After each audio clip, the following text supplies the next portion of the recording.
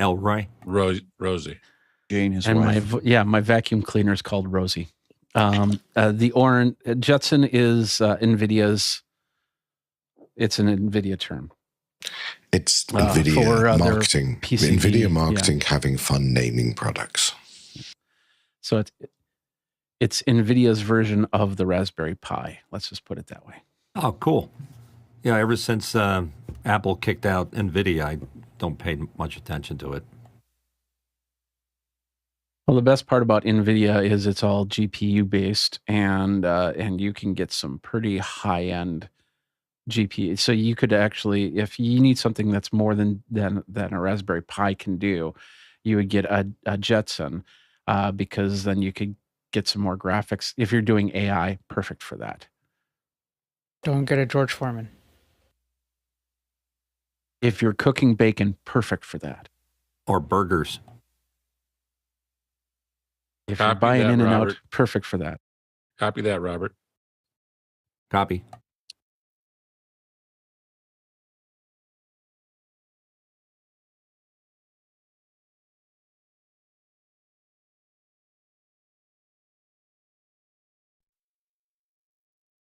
Josh, what's going on with first hour education today?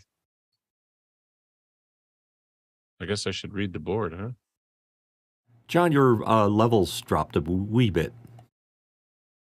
Shouldn't have. Nothing has changed. This is John Preda on a Heil PR40 and a Claret 2 Pre with the original sound off. It's all she's got, Captain. All right, you just have to work it a little bit because the highest you got was minus 26.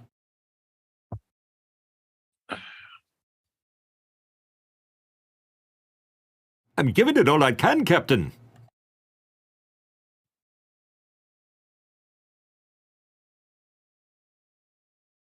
John, the theme of Education Hour today is storytelling. How to get better at it. Copy that, Chris. Does that include excuses, Chris? Well, yeah, that's the same old story. Nice. Good comeback.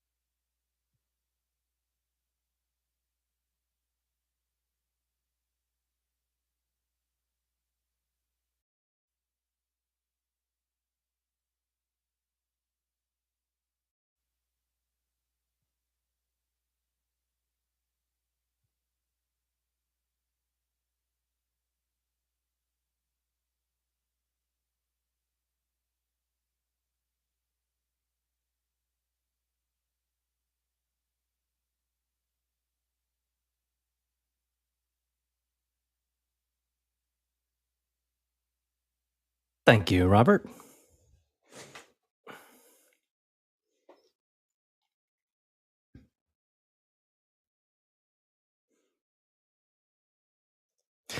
Hello and welcome to Office Hours.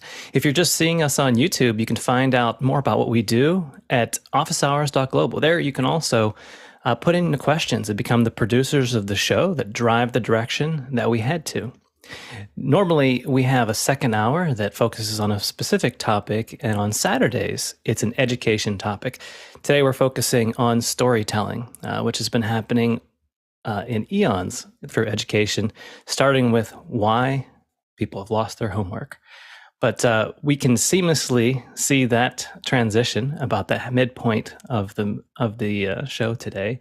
In the meantime, we'll take your virtual media and production questions, as well as general education questions. Mitchell, what do we want to know? Thank you, Josh. And here they come. Ronnie Hofsey from Tromsø, Norway, asking, anyone know how to remote control an Ecamm Live with Companion? As I understand, Ecamm has a URL-based remote control API, and Streamdeck native app can talk to Ecamm. There's also a module in Companion that does not work. All info is appreciated. So the Stream Deck native companion works really well, and I control most of the podcasting I do when I actually use it mostly for recording rather than live by setting up my Stream Deck with the scenes I want and then switching between them. And it's very efficient, very effective, very easy to use. When you jump to companion, there is a configuration or a design for Ecamm Live, but when I went to install it, there was only one button preconfined. That button said mute on it. It didn't seem to work, so I've never made that work. But I also yesterday said I could never make Companion and Stream Deck software work together, and Jeffrey Power showed me how to do that. So I may be wrong, but I can tell you that the basic configuration works really well with the basic Stream Deck software. It's a very powerful tool, and it will allow you to fundamentally edit a show without actually having to look at the keyboard. Thank you, Nigel. Next question. Next one in from Andy Kokendorfer from Viera, Florida. Andy wants to know, how is the webcam quality on the new M2? Better than a Brio? And I suppose it depends on how new of an M2 that Andy's referring to. Go ahead, Dave.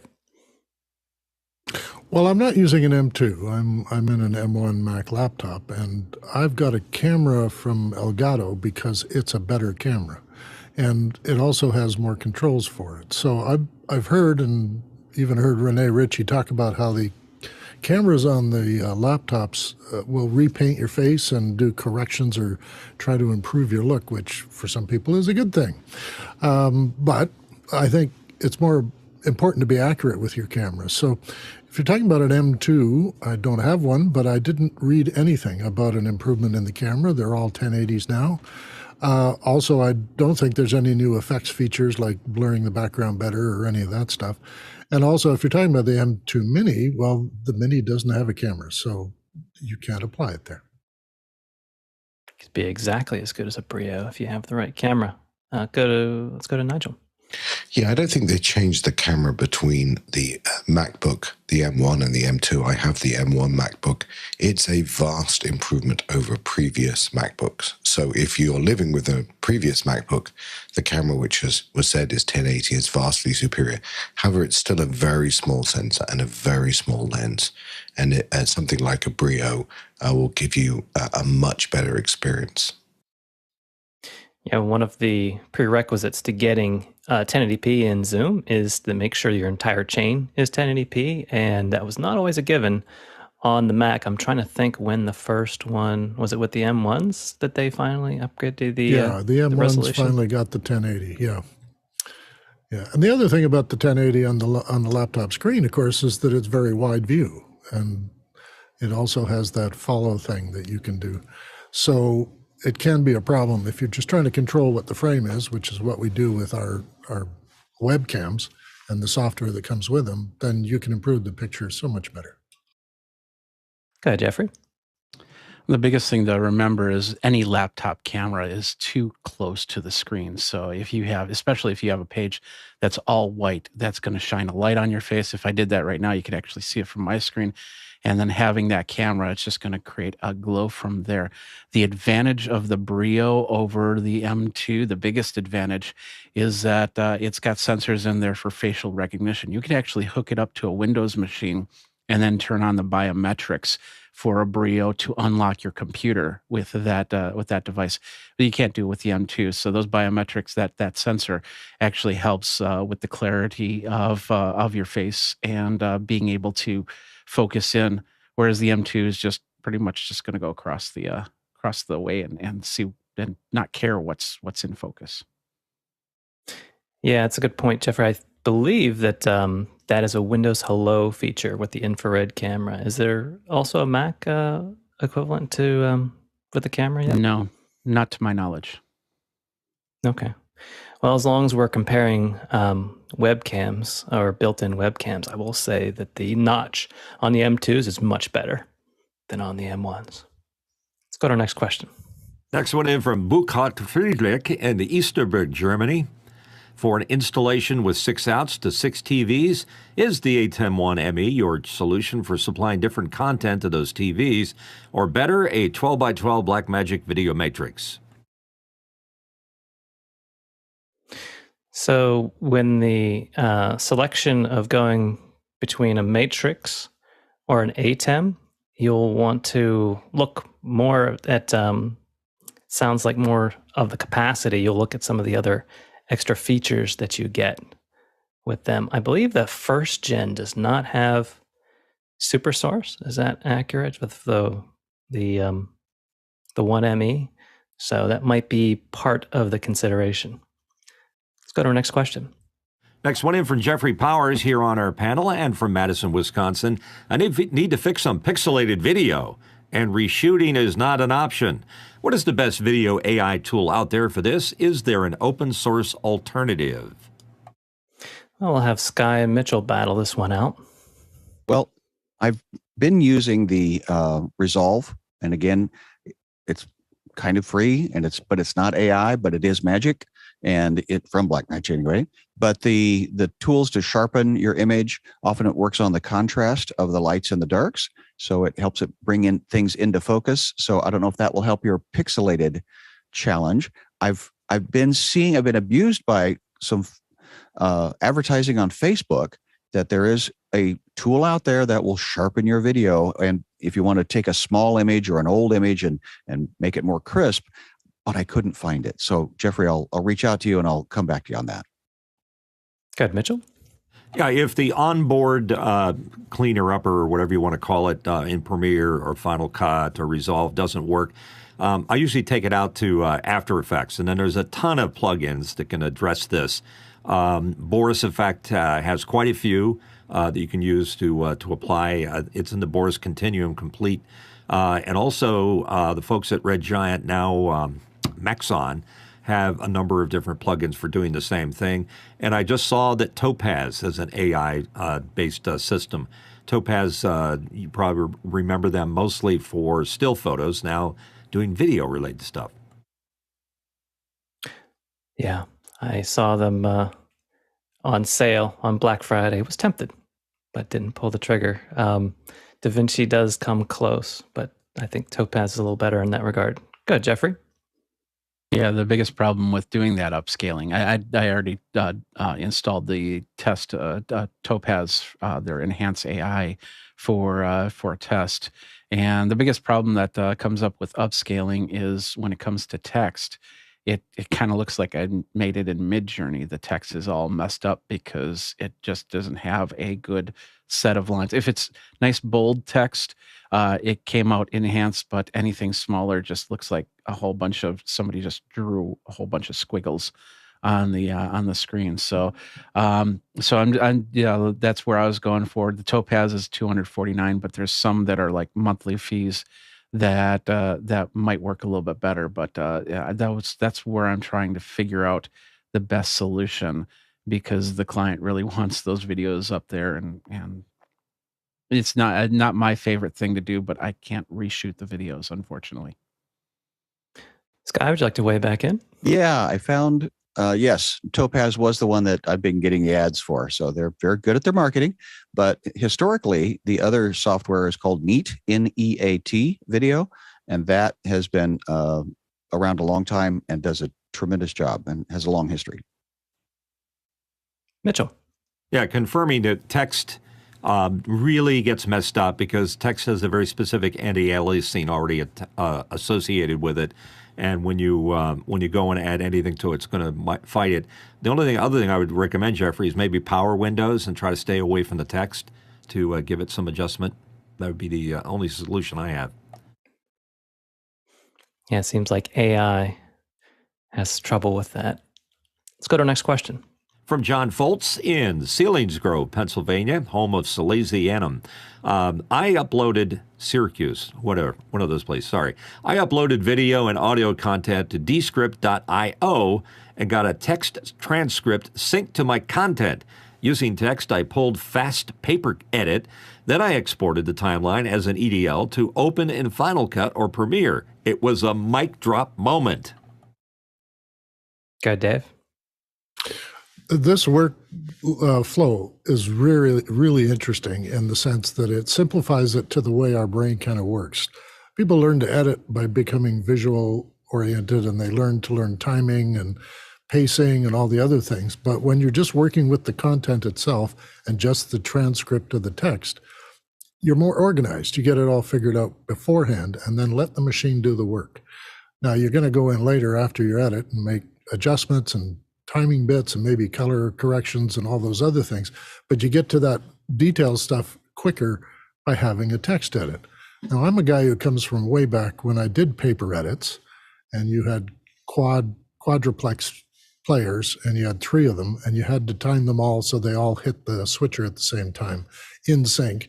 And then you had paper edit numbers, and you had ream and ream of paper with all the numbers, the timecode numbers of each of the shots. And in that sense, you had to be well organized before you got to use the big machines and the more expensive time in a studio. I think this is a very interesting thing. Descript.io looks like they're on the front end of something. There may be other advances that they add to things like Resolve or Final Cut or others, where they actually offer you a chance to take transcripts off the timeline, put them back on again, and use text on another track to do your edits with. I think it's really interesting. I think you're right. Once you try one of these things and it is a mic drop moment, for regular cutting, maybe just news cutting and all that, it's going to make it much faster. But also, you're still going to have to do a little work after you've done your text cut. So there may be a new thing going on here, but it's kind of like reclaiming an old way of doing things with help from the computer.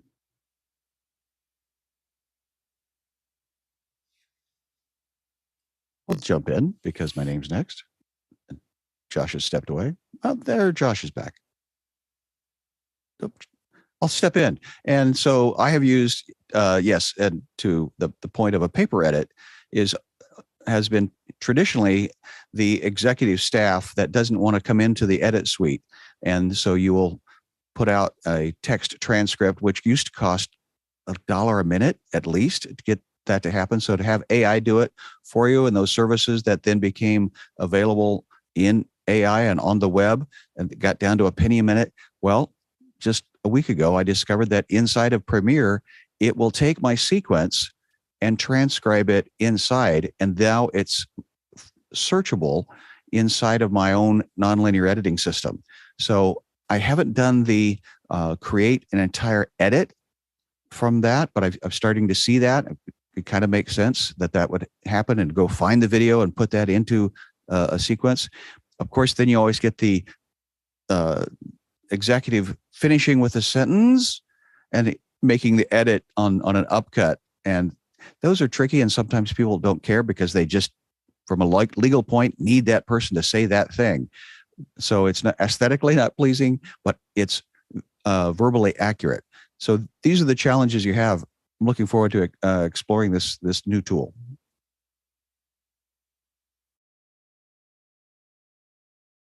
From Andy Kokendorfer in Viera, Florida, how far off is machine learning for video switching controls? Zoom will be releasing Intelligent Director for Zoom rooms, and I wonder if this could lead to more professional applications. Go ahead, Dave. Well, this again is one of those things where it's emerging that we're going to embed a lot of intelligence into the processes we're using and make it a sort of hands-off situation. We're already switching in Zoom to cue by audio, and if switching can be done with cutaways of people smiling, laughing, or responding, then I think it's machine learning that's going to do that. If every time Shai Gleason, this guy here, puts up a fist of affirmation of what someone's saying or a thumbs up, well, then we would get to see that because it's a little quicker than a vision mixer pushing the right buttons. Also, special effects. If you get to switching control, you got to take into account mix effects. And those kind of things are a little tricky because they're a creative process, and the pacing and timing of those is also important to a good storytelling in video. For Zoom calls, yeah. Right now, I think Zoom is working real hard. And I think from what Andy was telling us last visit he had, that they're working on getting a more anticipatory cut, that maybe in some way they'll hear us take a breath or come off mute, and then it'll switch to us. So we'll see improvement for sure, but I don't know if we'll get to full switching control anytime soon. Mitchell? Yes, it's going to be Year of the AI 2023. Mark that on your calendar. It's going to be happening, and it's also going to be the year I'm retiring. Jeffrey? There are other big issues that need to be resolved before a good directive AI can be really implemented. You see AI already happening in Zoom. So the second that I started talking, the automatic switching screen happened. And so it came to me. So if somebody like Josh was to talk right now, it'd flip back to him, flip back to me. Now, see, if there's a big thing called latency, and I see it every day because I talk to somebody that's overseas, and they get the conversation probably a second after I've talked to them. So we have that, like the same thing like with that satellite feed. You get that big wait until they start talking again, until that latency gets down to a specific point, then the direction can actually come in. But the other part is the hardware that you're bringing it in on. If you've got a computer that's underperforming, trying to come into something like even this type of room, is going to take a little while for things to start switching back and forth. And that's going to confuse any type of system that's doing any type of automatic switching back and forth. So once the hardware, I'd say at least 5 years for some of the hardware to catch up. And then, of course, people upgrading to that hardware. And then the ability to have good audio, good video to do the types of switching that they're looking for. Other than that, we do have some AI that is running, as I said before. vMix, a perfect example. They have a piece of software that it basically will switch back and forth when somebody talks into the microphone. Go ahead, John. Yeah, I don't suspect it will necessarily open the door to more professional applications. The purpose of features like this is to enable novices to have almost prosumer capability. And so if anything, it's going to remove that middle layer of people who are better at it than your average Joes, but not yet that professional level. Dave? Well, I'm only hoping that it can correct for headroom on some of these following cameras, because that would be a learning I want the machine to do. Let's go to our next question.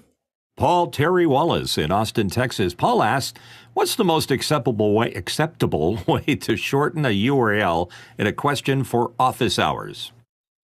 What do you think, Mitchell? A tiny URL is the go-to for me. John? Don't underestimate your ability to scan a URL for excess JavaScript or variables and that sort of thing. You can usually find out where you added extra stuff there and delete that out and shorten your own URL. Jeffrey? The biggest problem with short URLs is that you could put in a code, whether it be malicious or whether it be, like for instance, an Amazon code, so you could actually be making money off the link when people are clicking on it. So a lot of these shorteners here in office hours have been denied or banned from being on. And in fact, if you try that, you'll probably get kicked back to take that out from there, unless that's changed. But yeah, the best way to do it is just to put the actual organic link in there and see what happens. Yeah, I realize that does shorten your available question time. So just look for smaller products to provide links for. That should help you out. Let's go to our next question. Ike Potter from Hanover, Germany asking, is it somehow possible to send the individual 13 screens of the multiview of the Atem Mini Extreme Iso simultaneously and individually to different monitor screens? Go ahead, Jesse. Short answer, no. You've got 4 outputs with your Atem Mini Extreme Iso. 2 of those are USB-C. 2 of those are HDMI. The HDMIs you can set to whatever you want in software, in the Atem software controller. And the USB-Cs are going to be your program, whether you send that to your computer or to an SSD for recording. Go ahead, Mitchell. Jesse is 100% correct.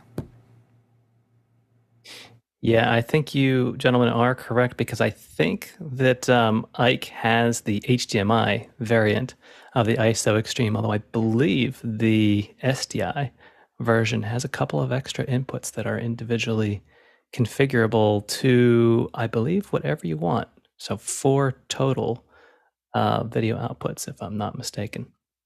Let's go to our next question.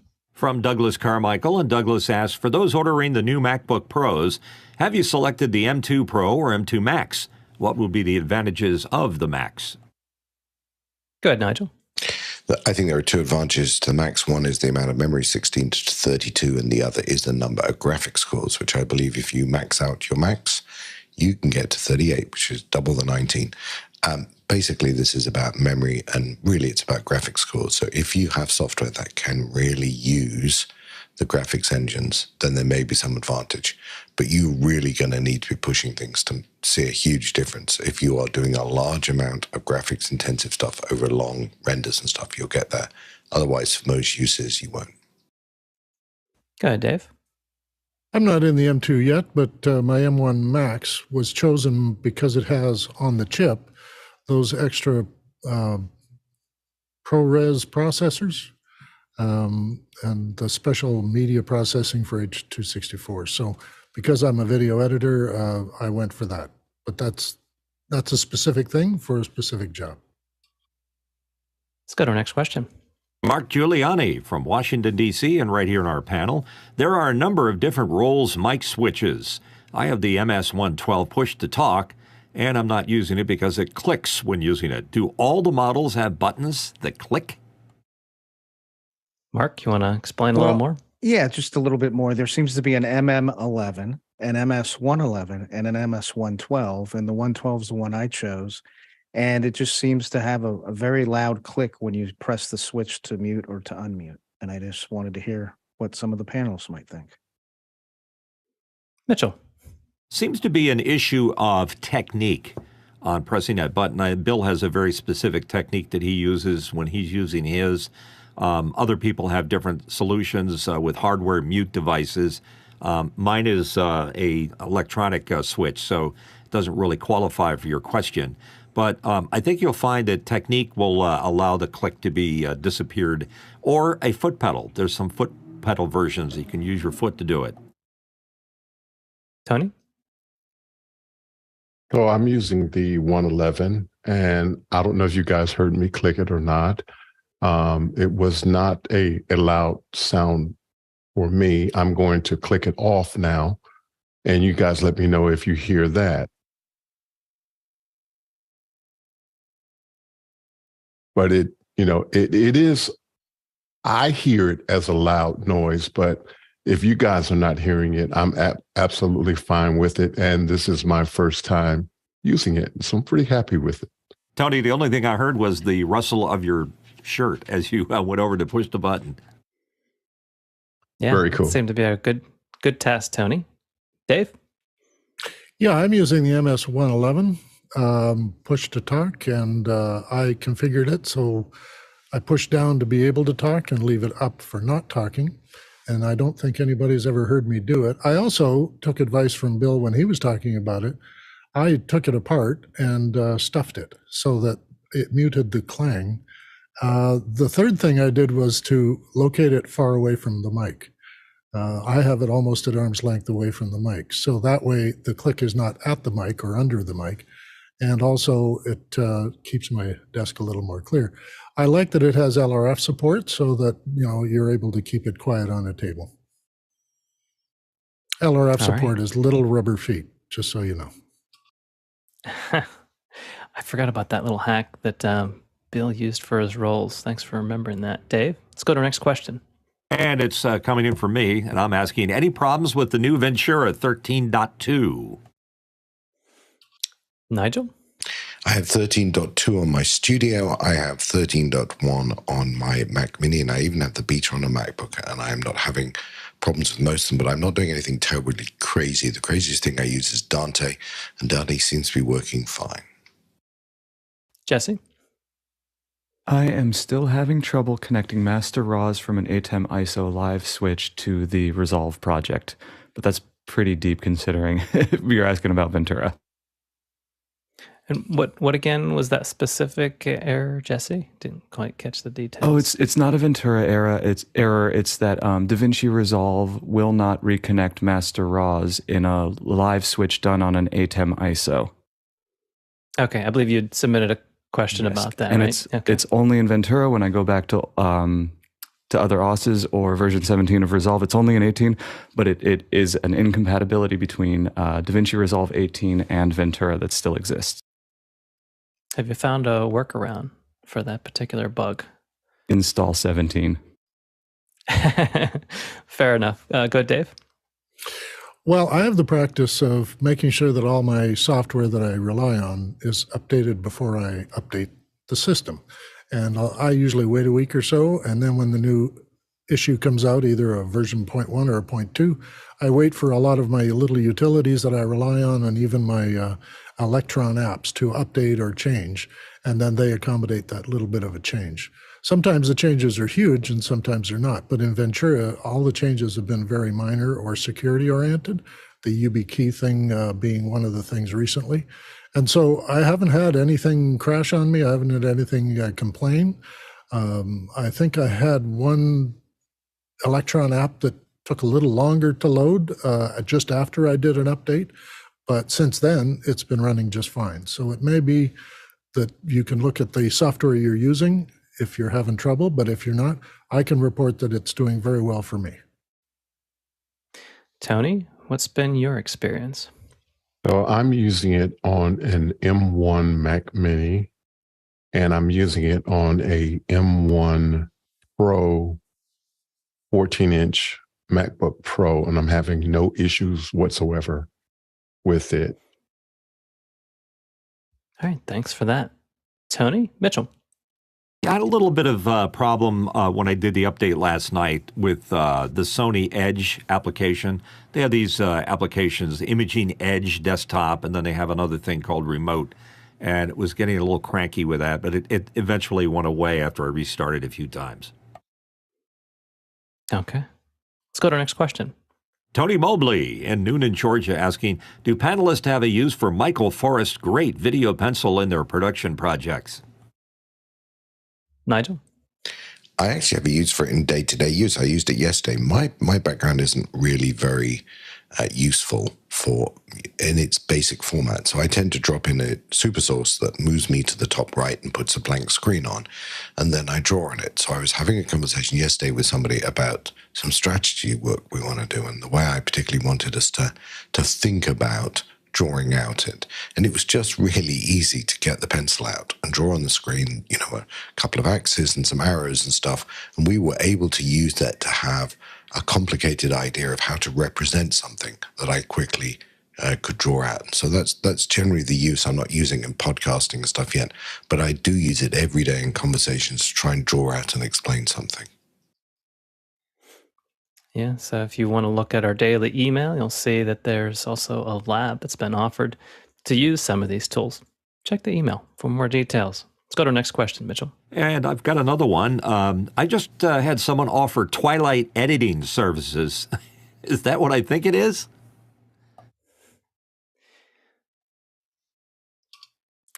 Go ahead, Dave.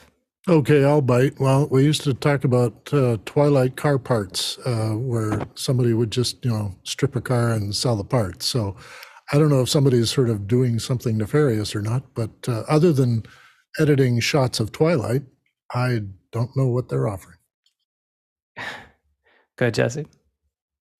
Twilight editing is think of it like an extension of what dailies used to be in the age of film.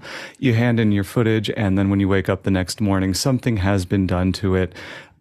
These are just editors who work overnight instead of during the day, and it's for rapid turnarounds. You add a surcharge in for that if they need that rapid a turnaround. And for the clients who pay it, it's very, very much worth it. And for those who don't, it is absolutely not worth that surcharge. Thank you. Thank you for Jesse, that. Yes, that makes sense. That's right. Yes. Go ahead, Mitchell. Vampire jokes aside, I think Jesse's got it nailed. People working late at night. And guess what? I do things like that. I don't call it Twilight Editing because there's probably an intellectual property violation with the movie series. But I like the idea of being able to hand something in and sleeping, and there it is in the morning waiting for me. Sky?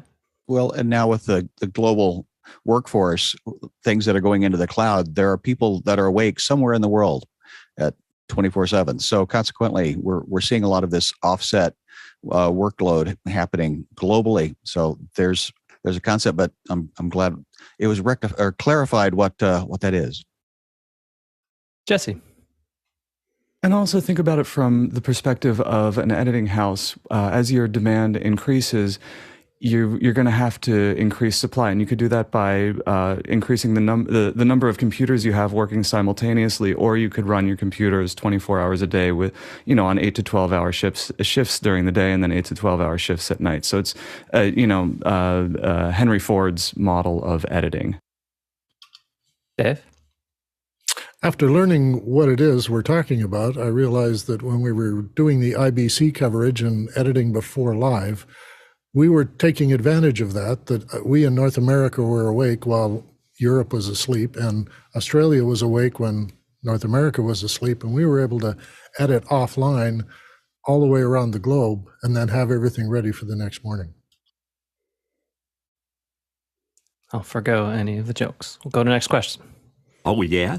Next question from Douglas Carmichael, asking if I wanted to attach a USB-C SSD to my forthcoming M2 Pro Mac Mini, would it be best to use one of the USB ports? I'd want to conserve the Thunderbolt ports for Thunderbolt services. Good, Mark. So you can do that, but the USB-A ports that are off to the side are at 5 gigabits a second. The 4 ports that you get with the Pro can be Thunderbolt 4, USB 4 at 40 gigabits a second, USB 3.1 at 10 gigabits a second. So it really is going to depend on the speed of the drives you're using. Good, Mitchell. Yeah, Douglas, I'd buy a USB Thunderbolt extension from OWC, and that would increase the number of Thunderbolt ports you have, because you really don't want to be putting any drives on a regular USB unless you're using it for a bit bucket. Let's go to our next question. Next one in from Tony Mobley in Noonan, Georgia. I had issues with Atem freezing this morning after it had been turned off all night. I thought this was an issue of using the Atem for long periods of time. Go ahead, John. Yeah, we have thought that it was an issue for being long periods of time. I also had the same issue this morning, Tony, so you're not alone. I'm not sure if there was some Zoom update or something, but mine was when I turned on original sound, it froze my Atem. Mitchell? Well, the fantastic Atem gray effect, when the Atem sends only gray, is sometimes blamed for many things, but it always seems to show up when you're doing exactly what you did, having the machine on and then turning it off and then turning it on again. Alex has mentioned that some kind of bit is being set somewhere in the UVC protocol to the USB communication, thus causing the problem. Next question. Next one in from Paul Terry Wallace in Austin, Texas. Music is now being generated from text, much like ChatGPT operates. How will this impact the music industry? Go ahead, Jesse. I'm going to push back a little bit on the first sentence. I don't think that this is behaving in any way similar to how ChatGPT behaves. I think what we're looking at here is a random seed music generator. So what it has is thousands of samples, each tagged with different information about what that sample kind of sounds like. So when you type in reggae, it will randomly pull samples from the reggae subset. There's a lot of different kinds of AI being developed right now, machine learning and diffusion. And it seems very frequent that people are reselling random seed generated material as AI generated. To get to the question, music fulfills a biological need. Now, there's the music we have in the background that we don't really care about or pay for. That's the radio at work or the Spotify playlist that you have while you're doing other things. But the music that we actually care about, the music that fulfills that biological need, is the stuff that we will never stop paying for because we're paying for the interaction, not just with the artist, but with the community. So as AI music becomes more prevalent, I don't think it's possible for it to replace that biological need to build and sustain a community. So I'm not too worried. Go ahead, Jeffrey. Music has been in the AI has been in music for a lot longer than you might think. And there are programs out there that have been around for years that have done something similar. And then, of course, starting to utilize the AI term out of it. One program I can think of is Band in a Box, which is a piece of software that you can get a whole bunch of different versions or different genres of music, and then input it and say, I want it to do this chord progression, or I want you to create your own chord progression, put in the notes, put in the melodies, so you can tweak it from there. But even with post-production, AI has been part of the music industry, taking out all the fragments or enhancing vocals or anything like that. So I think music's really embracing AI in many different ways. So I think this is just going to be an added level of that. And there's going to be a lot of people that will scrutinize it and say, okay, this is AI, this is not AI, so I will not listen to that, or I will listen to that. Mitchell? Well, if it starts borrowing samples from music like Midjourney does video or stills from still or stock libraries, I think there's going to be a problem, because the record companies will have you surrounded with their lawyers inside a microsecond, because they're out there looking for people for borrowing samples. So if they borrow a sample, intentionally or not so intentionally, they're going to be in for a big battle. And John? I don't think it's going to be, that battle is going to be won by the music industry, because it's not copying samples, it's learning from influences. And I think all we need is a few court cases to establish a precedent that says that. How it will affect the industry in general is, I don't think it'll affect what we think of as the music industry that I listen to on Apple Music or Spotify. Where it will impact it is on YouTube. When you see you have 8 songs to choose from, you can create your own stock music that will be totally custom to you and something that you get a voice into how it sounds. Jesse? Jeffrey, as you were talking about AI being a part of the music industry, I just thought, depending on how broad your definition of AI is, you could include a noise gate as an AI tool set. Well put. Mitchell? On a completely different point against AI, at least at this point in time, is the fact that computer-generated music does not breathe and feel like human-generated music. And until they kind of build those things into it, if you're quantizing beats and doing things that make it very predictable, it's not going to have that breath in it, like like a live band playing together, where the drummer may go a little ahead or a little behind or whatever for emphasis. Those are the things that concerns me. Go ahead, Sky. I just want to see if Dave's available, because I'd like to take Mitch down to the beach, because I'm going to see him. I want to see this happen, Mitch. I want to see you stop the tide. I just want to watch. I just want to be there. If I take my shirt off, it'll stop the tide. Jeffrey? Mitch, to your point, quantization is actually happening in many different ways. You can even quantize. I can't say the word on GarageBand on your Mac, and it does a great job. And that's how a lot of people will do post processing, is to make sure that the bass drum is always on that right beat, or maybe slightly behind if they're playing some jazz or blues or anything like that. So a lot of that is already happening. Mitchell? It is indeed, and I just don't like it. So I guess that's my opinion then. And Dave? Well, I'll weigh in here with the emotional layer. I think Jesse has it right, that we connect to music like we would to other people speaking to us, or facial recognition and all that other stuff our brain does. The pattern recognition process and the anticipation of the next note is not something that can be replicated outside of the human experience. And I think that's true for ChatGPT, just writing text, or creating code or whatever. It doesn't have any passion or emotion to it. And as to Mitchell saying, the breadth of it, the pace of it, the off rhythm elements, the things that make music unique, and that people innovate in music all the time. And I'm not sure I've seen any innovation going on in any of these AIs. Well, thank you, panel, for that discussion. We had a little bit more time because of the amount of questions that we have to the top of the hour to delve into that one a little bit. However, if you'd like to enter one or two questions of a general media nature or a general educational nature before we go into the education topic, storytelling, feel free to submit them. Let's go to our next question. From Douglas Carmichael, I've been looking at a Stream Deck, and I'm deciding between the Stream Deck XL or a Stream Deck Plus with knobs on it. Can I use Companion or similar to send MIDI data from the rotary encoders? Go ahead, Jeffrey.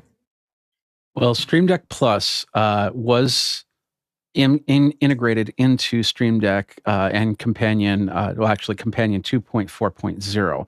So you can use the Companion Plus. And of course, it does do MIDI, but the problem is if the dials work or not. And that really relies on the people that are maintaining the add-ons to Companion, not Companion themselves, because they've got it so if you want to implement those dials however you decide, then you just have to write it in the code. So basically, that's what we're waiting for is the third-party companies like Blackmagic, like anything that's writing MIDI stuff to utilize the dials. Yeah, and while I don't usually advocate for waiting for things to come out or firmware upgrades or improvements, I will say that the Stream Deck and its original iterations was not nearly as useful as it is in its later iterations, as the Stream Deck software itself and other companies have been able to utilize that. So I would say that those rotary controls will be more useful tomorrow than they are today. Let's go to our next question. Tony Mobley from Noonan, Georgia, asking, what else besides my new MacBook Pro do I need for a mobile setup in a hotel? Nigel? So I think two questions. Question number one is, how are you getting there? And number two is, what do you want to do when you're there? So if you're getting there by aeroplane, then I assume you've got a certain limit on the amount of luggage. So if I'm flying, I tend to take my Brio webcam. I take a little USB adapter that allows me to connect a PAL microphone and some headphones. And I can pretty much do office hours that way, for instance, if that's the application. Although I think if you could throw some light in, depending on the hotel room, that will be much better. I'm actually going to a super secret location for a few weeks later in the year, and I'm trying to work out, because we're going to drive, is there a slightly better solution? So I've been playing one of these Roland UV2s, which should allow me to take a better microphone. It should allow me to take a camera, whether I take my Blackmagic or I use something else, and really sort of do a mini Atem Mini type solution. It seems to work quite well. It doesn't have what my Mix Pre 3 has in terms of noise cancellation. It has some control of that. But of course, I'm driving, so I could take the Mix Pre 3 as well. But I'm trying to find a simpler, smaller setup and see if it's good enough. And that's what I'm thinking of, because I'm going to be away for about a month. And Nigel, how do you find that mute function? Is there a mute button there on the controller? There is a mute button. Right in the center, there's a mute button, and there are three different ways you can do it. You can mute, press it to talk, you can press it to mute, or you can toggle it. I actually found that quite hard to use and not very useful, but I really early on. The other thing I noticed, I installed it on the machine that I normally use for Zoom, and it really took control of everything. So I was trying to switch back between this and my regular setup and found that I actually had to sort of unplug one to use the other. But it's really easy to install. It's the routing is not super simple, but it's not as complex as something like a Mix Pre 3 or some more device. But you do get to sort of, what do you want to send to what? But I've yet to put a camera in it, because what I really want to use is the HDMI link. So I need to take my Blackmagic or think of another solution for that. Mitchell? Nigel, +1 on that, because I think that Roland UVC is a game changer for folks using it. A couple of things it doesn't do that your Atem does. It doesn't crush the blacks on the output, and it doesn't send Atem gray. It's a metallic metal-made device. It's very substantial. I don't have one. I'm getting one. Tony, I think that's the way to go, only if you have a camera that can output HDMI. Otherwise, if you're using your iPhone 13, which I think you're using right now, your MacBook Pro and a decent microphone that you can take with you for traveling would probably do the trick. Jeffrey, what would you do? So first of all, this is my extra gear setup for when I go to a hotel. I'll show you what's in there in a second, because the first thing that I would say is get yourself a Mac Mini and then take that with you. It's actually very lightweight to put into a backpack. And the best part about that is you can start doing a lot of stuff on your MacBook. You can connect via your MacBook Pro and then do whatever you need to do. And then you can disconnect from that MacBook Pro to watch a movie while your Mac Mini is actually doing all the work or anything like that. I've got a capture device, a USB-C capture device. I think this one's from Aten, A-T-E-N. And they make some capture devices as well. And then I've got, for an extra camera, I'll have my Brio or something like that, but I have this. This is the Mevo Start. 1080p, does a decent job, plus it does NDI. And to get NDI into the MacBook, you get something like this. This is the GL iNet. Now they have a Wi-Fi 6 version of this, but this is the Slate 7.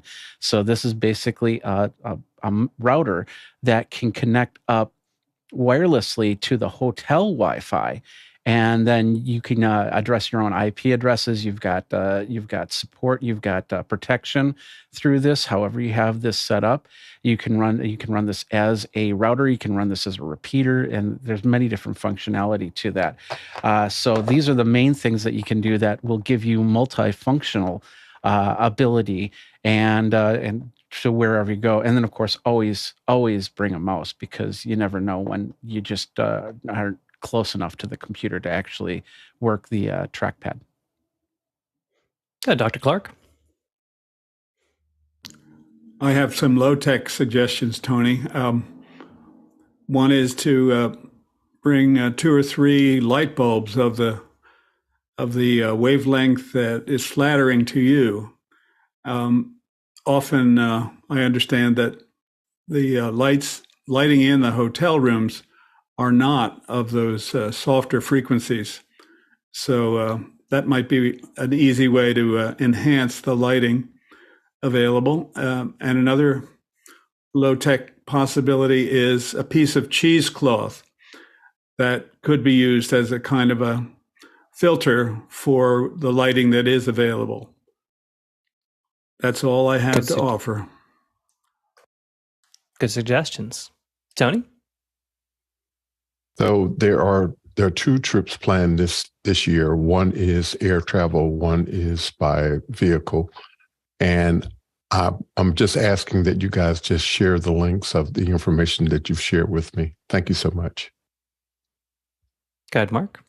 Well, I've heard a lot of great suggestions. Tony, I would bring with you some power strips, because it seems like the outlets in hotels are never where you want them to be. And Jeffrey? Power strips are great. If you're traveling via air, the one thing that I highly recommend is to map out where your Walgreens, where your CVS, where your Best Buys are, and then just buy the cheap versions of the lights, and that way you don't have to bring it with you. You can just go get it. Usually those are low price to the point where you can either try and send them back via FedEx, or you could just kind of leave them in the hotel room and move to the next place. I do this all the time when I need something. The things like the capture cards and stuff like that, that's the stuff you want to bring with you. And then the little things you'll find in the city. Next question. Next question, in from Douglas Carmichael. Could you see Intelligent Director or similar tools negatively affecting the entry-level job market for production professionals in the future? Go ahead, John. I don't think that's likely. You have to remember that Zoom is a giant company that's supporting corporations across America. Their primary market is large corporations, not production houses. So I don't think it'll directly impact production that much. Jesse? I'm going to say this as delicately as possible. I've worked my whole career around producers who embarrass themselves by trying to convince the crew that because they have acquired a new piece of technology, they can finally start releasing entry-level people. Like when you get autofocus, they start saying that we no longer need a first AC, right? And you always, absolutely always need entry-level people on your productions. You always have, and you always will. Sky? I feel stuck between Jesse and Mitch right now. It's like, can you hold the water back? I don't know, but just to your point, there's nothing going to replace the human except the repetitive tasks. And that's where AI really, really shines. So consequently, to your producer, they're always going to be about the budget, and they're always going to find the lowest common denominator, and it's always going to be in Atlanta or someplace that you're not, or you have to move to, right? So consequently, there's the economic challenge of this question is, will it negatively affect the entry-level job? Well, it doesn't mean the job doesn't need to get done, but the producer is going to make choices because of the ROI that he's going to get from whatever this video thing is supposed to get back from that production. So I'm loving into this question because I think it really applies into our education and what are the new jobs in what used to be the future, and I think we're living in that future now. Mitchell, you have the final word. Well, great. Sky has a good point there. I think it's, here's the deal. My anecdote is that when I was much younger and we were using slide rules and I brought out the first calculator, I had a big fight on my hands. They said it was illegal to use that kind of a device in school. And as long as I understood the mathematics behind it, it wasn't so much of an issue. So I'll apply that same thing to a intelligent director. As long as you understand what a director's job is, it's okay to apply some automation to a repetitive task, but you must understand the basic theory behind it. So if you're going to apply an AI or anything else to your process of editing or shooting, make sure you understand exactly what you're doing and why you're doing it. Let's go to our next question. And it's from Bob Sturdivant in San Antonio, Texas. Is there any software or website that would allow someone using Zoom to check their video transmission? Something like Audio Hijack for video. Well, I assume, Bob, that by this question, you're asking about how do you want to see what you're transmitting out? And the foldback that you get with video conferencing software is going to give you a more flattering return than what you're sending out to the larger world. And in most cases, it's just giving you a reflection of it. That goes for video and for audio. So what you can do to check levels or your overall framing or the video perception is join a Zoom call twice with another device and to either monitor it or set a record to it. And that'll give you a bit of a view of what you're sending out. If you have the suspicion that there might be bandwidth limitations or interruptions, what you can do is use one of the cloud services to join the client. Maybe use a service like OBS and record and play back what that cloud has seen, and that'll give you a little more of an objective about just what you're sending out into the wide world. Let's go to the next question. And it's from Tony Mobley again from Noonan, Georgia. I was invited to a wedding next Saturday, and I want to use this as a learning opportunity. What is the panel's recommendation? Mimo Live, Cinemaker, was not asked to do anything, just want to learn from the experience. Go ahead, Dave.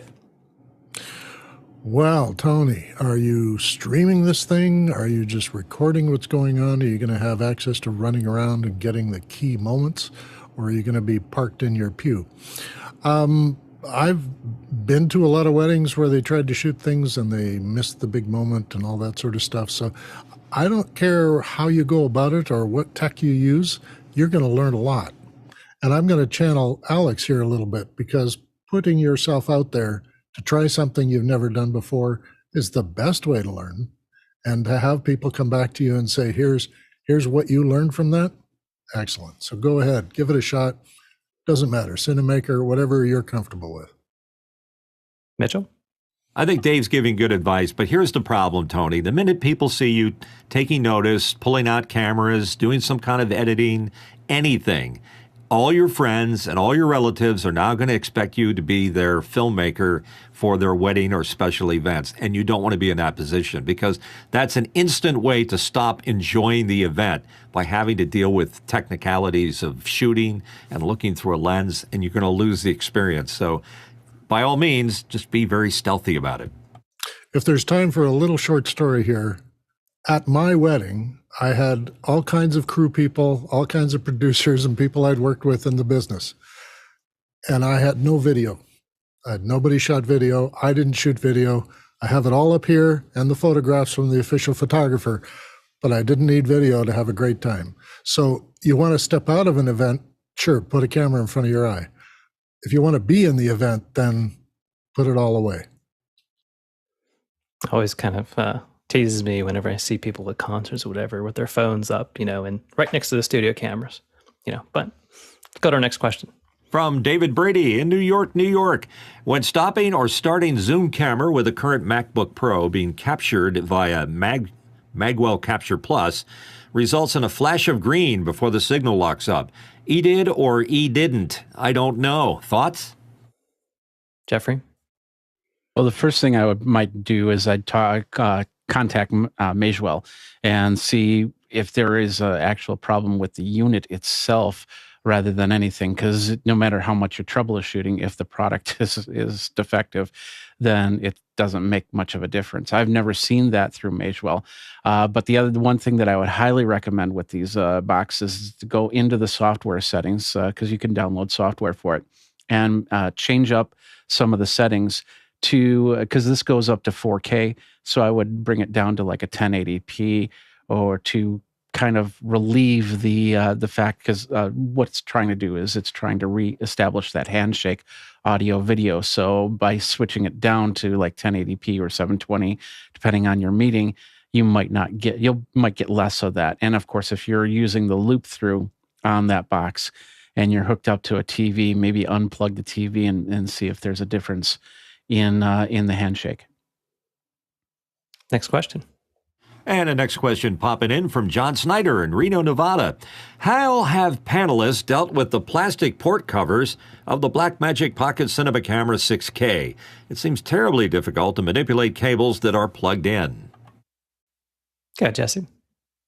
Rip them out and launch them into the sun. You will never use them again once they are gone. If you want to do it delicately, get a small fine-tip screwdriver and remove that side panel. You have to be a little bit careful about the XLR release tab, but once you get that panel off, you can tease them out very, very easily, and you will never, ever, ever miss them.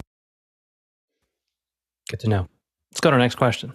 Next one in from Doug Moeller in Arlington, Texas. I just shot some video on my Blackmagic 6K this morning. After I loaded the video into DaVinci, I was looking at the metadata and the time code was blank. What do I need to do to record time code in the video?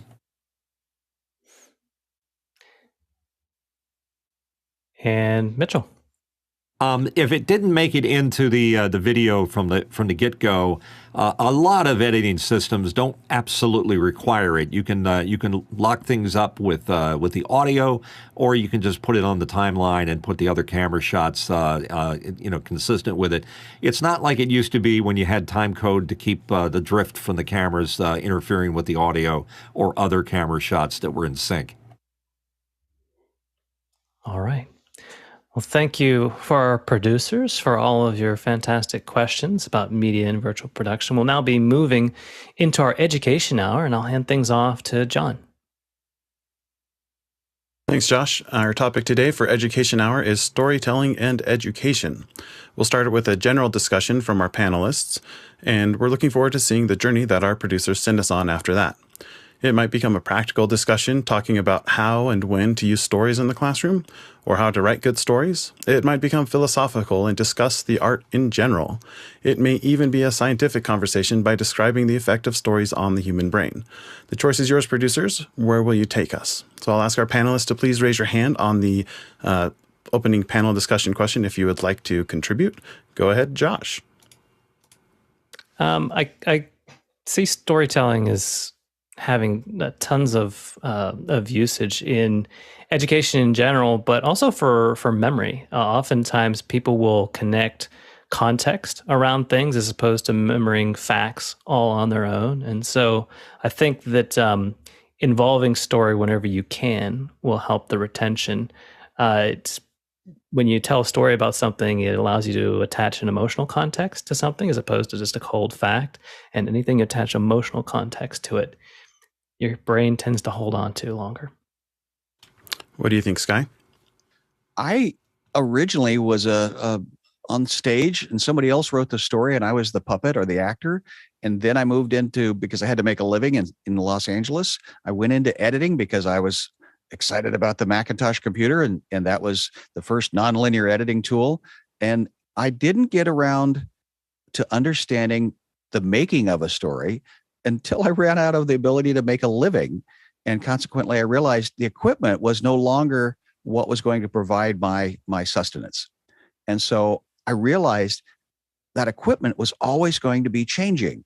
And the manufacturer always had to sell you the next new thing because that was their job.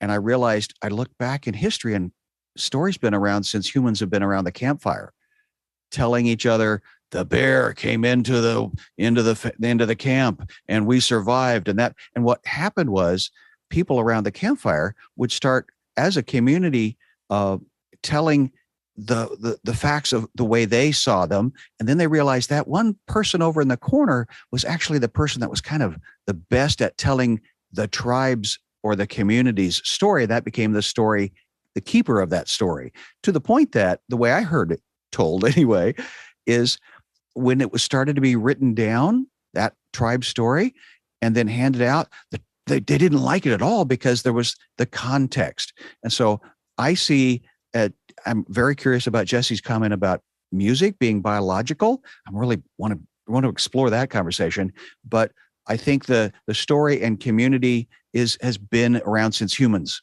So that's my history of why I've moved into the need of understanding the structure of story and where does it fit into the human experience. Thanks. And Dr. Clark, what are your thoughts? Once upon a time,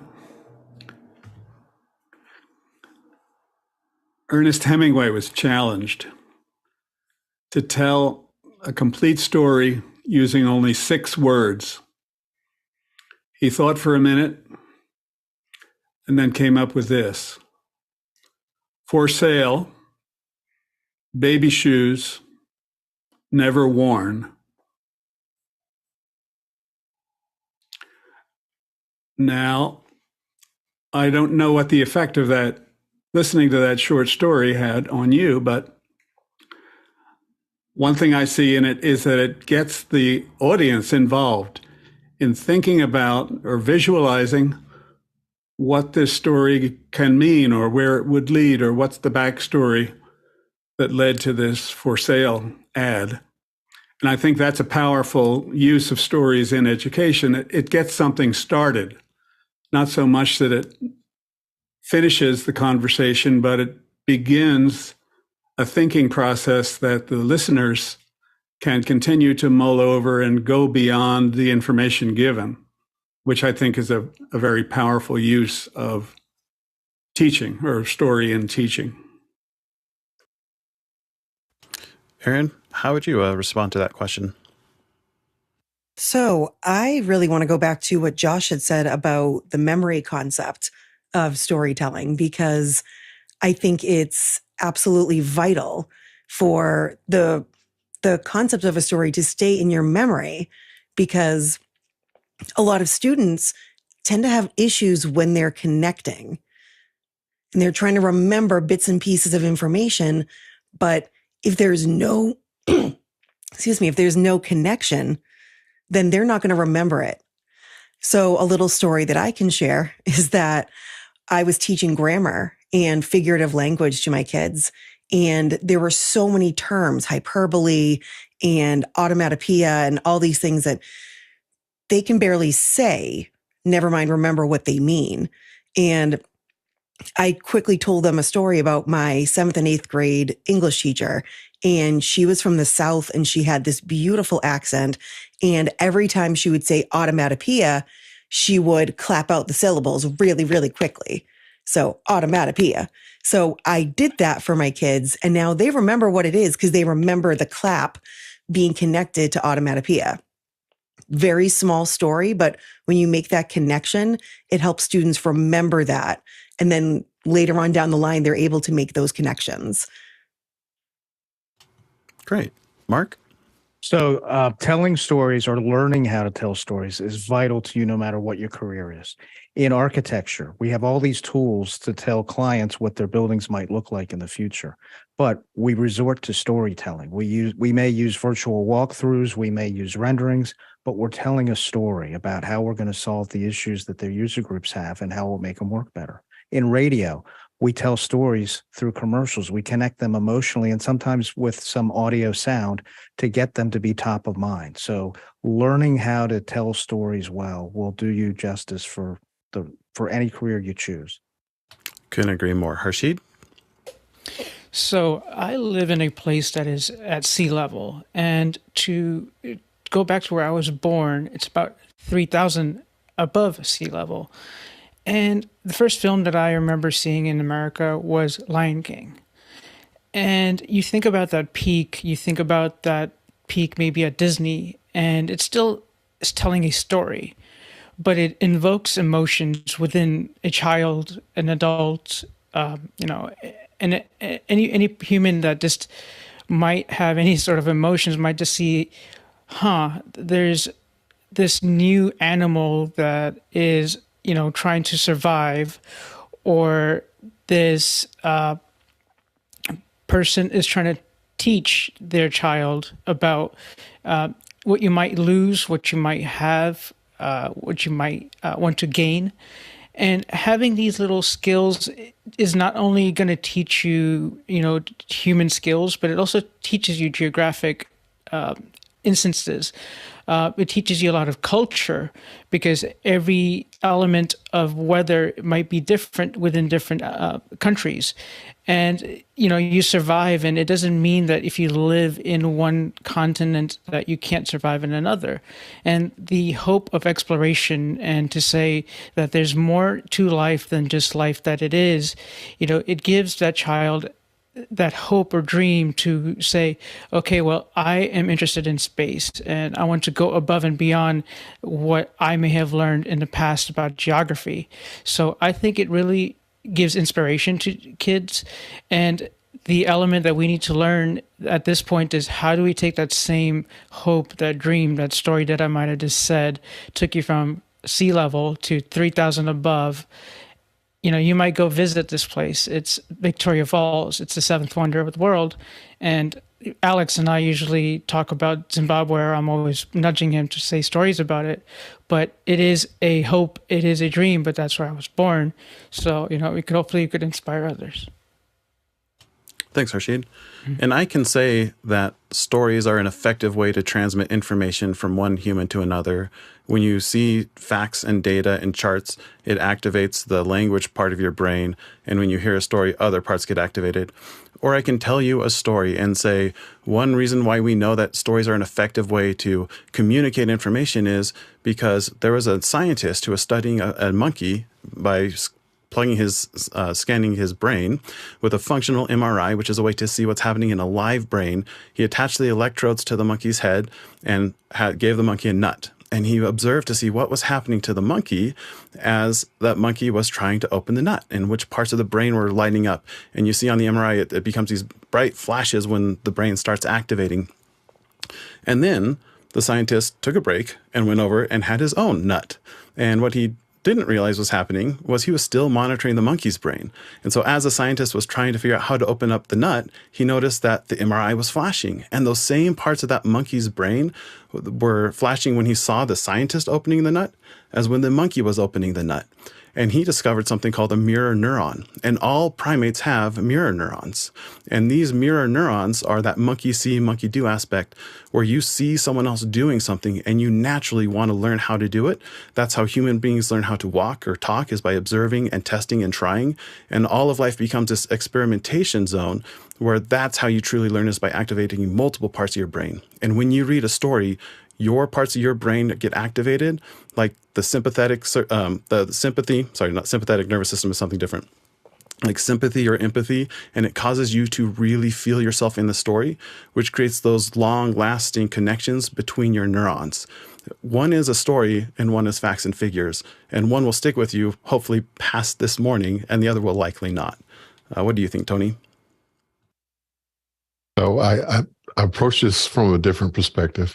One of the things that I've learned over the years is that regardless to your faith, regardless to your religion, regardless to your sacred text, it is all about telling the story. And when we are sharing or ministering or preaching or whatever you want to call it in our particular houses of worship, what we are doing is telling that story that has already been told, and we're telling it again and again and again. I just wanted to share that. Thank you. Sky? I'm just listening to Tony's absolute reality of that in that context. But I'm also listening to Aaron and talking about the context of when is story. And then I love that the neuroscience, John, that you brought to the fact. And what I'm realizing is it is a contextual thing. Everybody wants a silver bullet, right? We want the single pill to take and it's going to solve all the problems. But there are times when just a piece of instruction is all you need. And I don't need to know the origin and the history and the deep nuances of something. So while I love story, I totally agree with both conversations here. I think there's a contextual element that we need to keep in mind. When is that tool best used in the situation? In the heat of battle, I don't need to have a debate. I need to be doing my job and taking that hill. Absolutely. Dave? Oh, I'm really glad you brought mirror neurons into the discussion, John, because that was what I was going to talk about. And it really is how social regulation works. We see other people's behavior being rewarded, and we lean toward being that way. It's how all societies that gather together in large numbers have to handle things. And storytelling is the cultural memory. Legends and myths survive because the lessons they contain, I don't know, about witches in the woods, cats in the microwave, it's all part of the continuum of us understanding our world and constructing a reality. McLuhan often talked about how you affect the environment. That's easy. The environment affects you. And when the environment affects us and we can't understand it, we have to build a story around it in order to tell someone else how that affected me. And as they talk about, the fireside stories and the shaman who gives you a long answer to a simple question, or the elders who don't answer the question but tell you a story, it's all part of that culture. Each culture has its own way of doing it. And we merge a lot of cultures in Canada, so we get exposed to all the different methods and techniques people use. The mirror neuron thing is social regulation, and it's a discussion I've been having with people now for almost 10 years. As a contrast to that, there's the assertive ignorance. So we'll get to that in a different discussion. And I like what Chris did with Hemingway's short story, because that is exactly what you're trying to do with movies, written stories, any kind of mediated story. You're trying to make the audience imagine something and then carry the story forward. I think this discussion is amazing in terms of storytelling generally. But I wanted to highlight, John, you put a link in the education design section in Discord, and it was for Jared Coney Horvath, who talks about how storytelling at a beginning of a class, prepares people for the act of learning. They come to school to learn, they go to a class, they have to settle. And you get them all on the same page, and this is that social regulation again, by telling a little bit of a story about what was on the news today or what you saw out the car window when you drove to work today. And then the kids get into the bit, and then you go to the lesson information and link it to that. I didn't know I was using that technique until I watched his little 8-minute video about how that technique is useful to teachers. I've given lots of presentations in front of large groups, and I even did things for teachers about multimedia. And I always use story. Virtually everything I told them was couched in a story. And I still do it today. I bore people to death with it. So anyway, Chris? In North America, when faculty members invite one another to a dinner or a party at their home, it's traditional to bring a bottle of wine or a bouquet of flowers as a centerpiece as a kind of gift to the host. In Israel, the custom is that when faculty members are invited to a party at someone's home, they're expected to bring 2 new stories. And that kind of guarantees that the evening is going to go well. People will take their turns and parade out their stories, and the whole community will enrich its library of interesting, fresh stories. And I think it's important to also note that case studies are stories in education.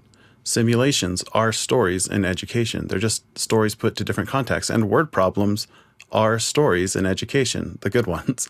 And so our producers, if you have questions about how we can use stories or how to write better stories, we invite you to put your questions into the Mukana chat. We'll have a lot of time today, it looks like, to discuss storytelling in its various forms. But what's our first question from our producers, Dave? Our first one comes from Bob Stuyvesant in San Antonio. He's asking, will AI storming the education doors and getting better at storytelling and eventually costing to use them, having to pay a fee, how do we balance out the tools for everyone to use? Sky? I'm fascinated with David Holtz, the gentleman that's in charge of Mid-Journey. I got to listen to him in an office hours conversation that he does every Wednesday. He made the comment that if you are an illustrator, you are going to hate Mid-Journey, the creative art graphics tool. But if you are a storyteller, you're going to love it. And that's where I'm listening to this question and putting in the people that are architecting this new tool. And what I'm observing from David is that he's using the tool actually to embrace and connect community. And the art is almost its side function. So again, we are in a time of great change, and it's the rapidity. It's the rapidness of this change that I think is where the fear is coming from. So, being an early adopter, I guess I'm embracing the cold water, but I can see where others like jacuzzi temperature. Erin, what are your thoughts?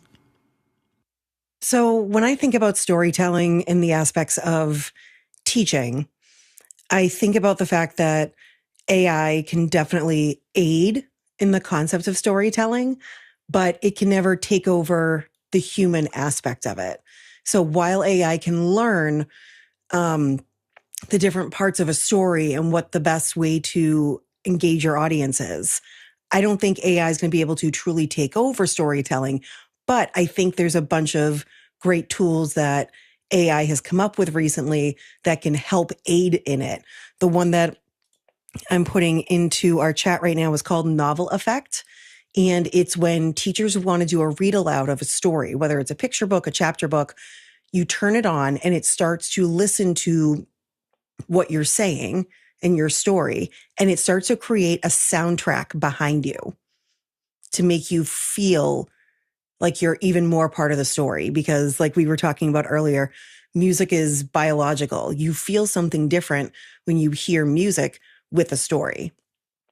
And does it do it based off the words that you're saying, Erin? Like it will contextually create a scene? Wow. Yeah. So it'll pull in different types of music. And if you're coming up to something a little bit scary, you can kind of hear the tension in the music. It's a really great website. But I think that it's basic enough for all teachers to be able to use it. It's not something that you have to have a lot of equipment for. So to think about how much things are costing to use them, going back to the question, that's something that we can keep in mind. Like, how can we enhance a story using AI without taking away the human element? Awesome. Dr. Clark? Not every teacher is a great storyteller. And I think AI can help act as a kind of professional development device for those of us who would like to become more succinct. I count myself in that group. Thank you. And Tony? Yeah, I look at it as a tool, and I think it's a tool that can enrich the experience. And I'll give you an example. And I think a few weeks ago I shared that I use ChatGPT to write a sermon. And in writing, it did a good job of doing the sermon. But when I looked at it, it was kind of, it lacked spirit. It lacked emotion. Contextually, the themes were good. What it expresses was good, but there was no soul or spirit in it. And I think this can be the same thing in education, that you look at it as a tool, as a resource, something to support where you're going, or what you want the students to learn and know. But it does not have the essence, the spirit, or the soul to take the leap that most of us need in learning. Dave? I'm going to riff on what Tony was just saying. There's a Hugo Award-winning science fiction writer named Frank Wu, and he told the story of how he was working on his latest novel, and his problem is that he has trouble starting. Gee, that's normal for most writers. You got the idea, but how to start it? And he turned to ChatGPT and put in all the parameters that he wanted to deal with in his first chapter and asked it to write the first chapter. And when it spit out this nice little chapter, he read it through and he thought, well, it covered all the bases real nice, but it's not me. It's not the way I write. However, it gave him a framework from which to build and scaffolded him to the story that he eventually wrote. And I think this is part of that tool thing, where if it allows you to externalize your process and then feed it back to you, you get to see what's better than what it did. And as a creative person, you're always striving for that. I often said that I became a better presenter on television after watching myself play back, because I do and have mannerisms that don't fit television, and I've had to train by reflecting back. So I think ChatGPT and other AI for education and that will help teachers to begin that preparation process and guide the process. And over iterations, it'll be more and more supportive of what it is and the way you teach. Sky? Dave brought up the point about story block, and we hear that. And I just heard a rant on a podcast recently that says there really is no such thing. It's because the reality of a film is that a script of a narrative, at least, could potentially go into the hundreds of iterations. And so to think you're going to write prose and in first draft is an aspiration that might not be a little true in reality. So consequently, giving yourself permission to get better, iterate, and grow, I think that's where I think it has to be perfect right out of the pen. It's like, maybe not. Maybe this is your job and you have to keep trying and doing it better. You're always going to, and again, art is never finished. You just run out of time or money. Isn't that the truth? And when we think of costing, decision makers really rely on ROI, or return on investment.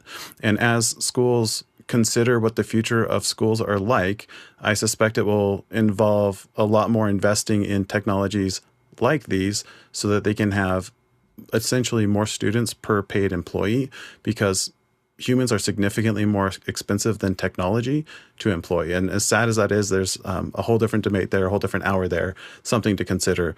Also, Emily Russo in our chat, she's a longtime panelist, said, I disagree, Tony. Mega prompts can create the basis for a story that can help educators and students. AI is the recipe. It still needs a chef. So thank you, Emily. Good to hear from you today. What's our next question? Our next one's from Douglas Carmichael, who's asking, how can stories be used to teach life skills to those with disabilities? Erin?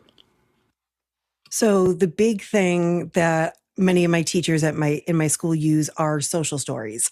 So they're these very short stories, limited language with pictures that go along with it. I'm forgetting the name of the type of pictures that they typically are, but they're very easy for students to understand whether they're able to read or not. And they're incredibly short. Like I pulled one up from a teacher and it says, sometimes I get mad, and you see a picture of someone looking upset. When I'm mad, sometimes I want to hit or kick another person. And you can see that in the picture. But hitting and kicking might make someone get hurt, and that's not safe. So there's all these different layers that teachers can make with these types of stories. So it can teach them the steps that they need while connecting it to a story. And then they can also take those pictures and put them on a card or an iPad or even a teacher's lanyard if it's something very basic that they need to remember. And the students understand the life skills or the emotional regulation that they need to remember. And the kids remember when they get told the story again. So in the moment that something, might be happening, there might just be one picture that a teacher will use, but they will repeat the story on a daily basis so that the student makes those connections so that they're able to remember and process it in their own way, whichever way they need to in order to be successful.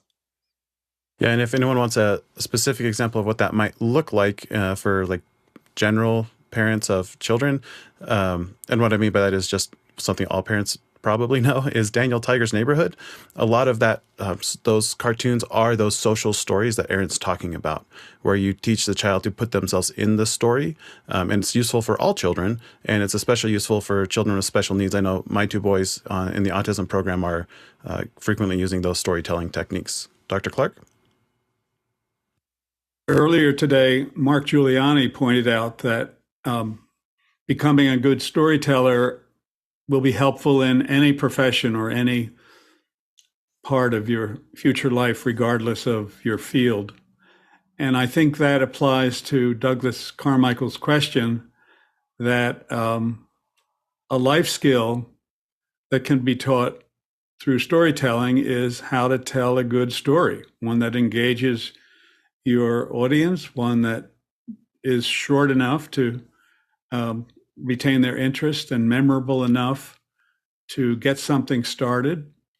So I think that's one of the ways in which storytelling can be used to teach the life skill of storytelling to those with disabilities. Thank you. What's our next question, Dave? Paul Terry in Austin, Texas is asking, can you talk about the ways that various social media platforms facilitate storytelling? Go ahead, Dave. Well, I would think that any medium eventually gets used for storytelling. It's billboards. It's TikTok is a storytelling medium with video. When early BBSs, I think the term is, bulletin board systems, they quickly turned from the hard facts into storytelling. The Well is a community of people who just wanted to share all their stories and form community around those stories. We have lots of stories and they come out every day. So the chance to share them with people is just that standard around the campfire community We have a digital campfire now. We used to have a television campfire, and before that, a radio campfire. So it always is. People sit. I mean, heck, I watch hockey games, and there's a story in there. People wouldn't believe it, but there is. There's a story in each game, and you can recount that game really well with the story of how you observed it and went for. So I guess there isn't a medium or a platform or a technology that exists that isn't already employing or being employed for storytelling. How would you use social media and storytelling, Sky? Well, I perceive social media as to Dave's point, it's the current version of the English pub. It's a place of gathering. People gather because they like each other, they want to hear each other, and then maybe at some point they put up a stage and a microphone and a light. But not everybody's a good teller of story or a good joke or person, but maybe as a family, we want to give that family member an opportunity to practice their guitar or sing. You got to start somewhere. And if you're in a close, tight-knit group of family, but again, as a platform, yes, these various social media platforms are, for me anyway, this new way of trying something out. Now, can we take the criticism and the critique and the joking and the grumbles? Well, what doesn't kill you makes you stronger has been come to put in my mind, but it's a big platform that you're jumping on when you're going on some of these now digital social media versions.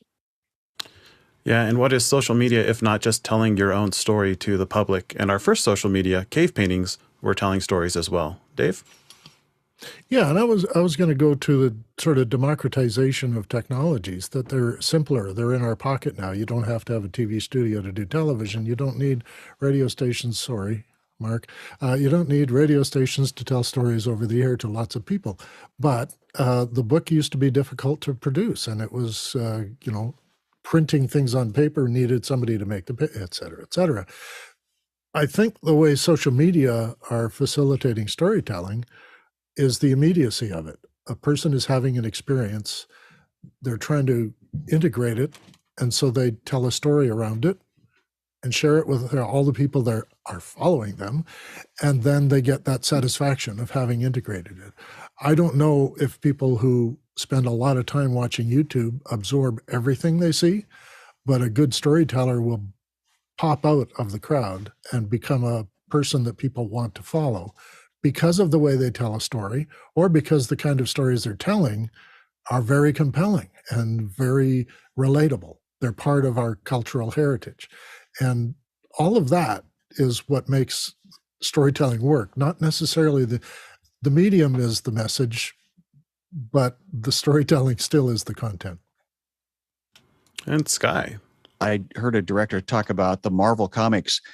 It's a lot of really good fireworks, but very thin on emotional and storytelling. At least some of the scripting that was his opinion. And I realized I've been to fireworks shows that were 45 minutes long. And after about the first 10 minutes, it's like, oh, look, something blowing up again. Bang.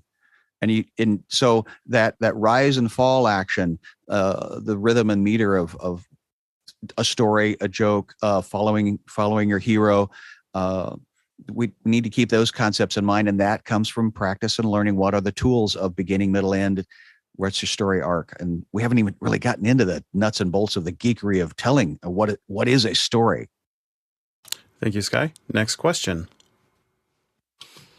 It comes from Douglas Carmichael. Could storytelling be used to help new parents learn how to parent and teach parents how to be more nurturing parents? Erin? Oh my goodness, absolutely. Storytelling to help new parents or really anybody. It's all a part about, from the way I read this, is the best way to do this is to become parts of communities of new parents, of veteran parents who are willing to share their insights with you. I think the best way that we as humans are able to learn from each other is the best, because you're able to use other people's situations and what they've gone through and figure out, oh, hey, maybe I shouldn't do that. Or, oh, that was an amazing idea. I need to use that. So storytelling is a great way for humans to make those connections, whether you're a parent or whomever. Learning something new that you haven't done before, it's great to go to somebody who's already done it in order to gain their wisdom and insight. Thanks, Aaron. And I'll add that I think as far as the end of that question, to be more nurturing, you become nurturing by nurturing. That's a verb. It doesn't happen in your head. It happens in your hand. So I think it can help give you the framework, but it does need some practical application of that lesson. Next question. From Bob Sturdivant in San Antonio, has there been a study comparing storytelling using audio and audio with video? Is it better for the student to imagine their own images? Dr. Clark. Yes. There hasn't been a study to my knowledge, but I've had experience with both of the conditions that Bob Sturdivant poses. My thought is that with visuals or without visuals produces different results. It's not that one is necessarily better than the other. It depends on what you're privileging or what you're hoping for. Years ago, I wrote a children's story that was not illustrated and spoke that children's story at various elementary school assemblies when I was living in East Lansing, Michigan. And it occurred to me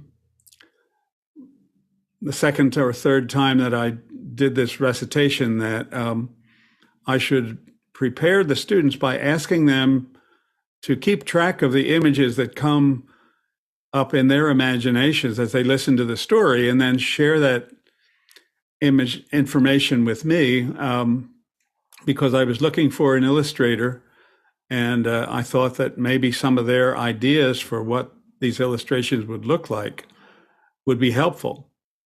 And it seemed to make a difference to the story, to the students. They were much more individually engaged, I think, as they were imagining and then attempting to remember their version of the images that would go with different parts of the story. So if what you're if what you're prizing is engagement, then invite your audience to visualize and prepare to repeat, to me in this case, what it was that they saw in their imagination. If what you're after is literal memory for the text of the story, it might be helpful to provide a common set of images that would support remembering the text that goes with these images. Thank you. And that reflection practice also reinforces those same neural pathways that cause you to remember stuff longer. Aaron? So, Chris, I might have to push back just a little bit on your previous answer, because when I talk to my students about books versus movies, I always tell them that the book is always better. There has never been a book I have read that I have watched the movie of after that I've said, oh my gosh, the movie was so much better than the book. It has never happened. So while people that make movies are incredibly great at taking a story and making it as dynamic as they can for 2-3 hours, your imagination still is the best visualizer. The way that you see things is going to be probably different than what the author had in mind, but that's what you're going to remember.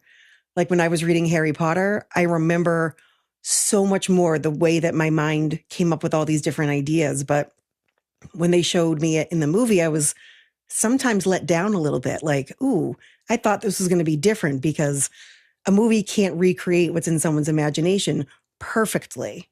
It can to a certain point.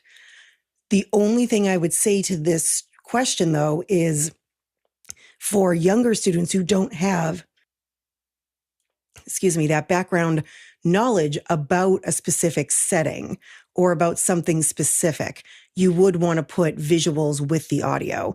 But if it's a typical, like, realistic fiction type of story, I think it's better to let the kids come up with their own ideas for what they see, because that's what they're going to remember.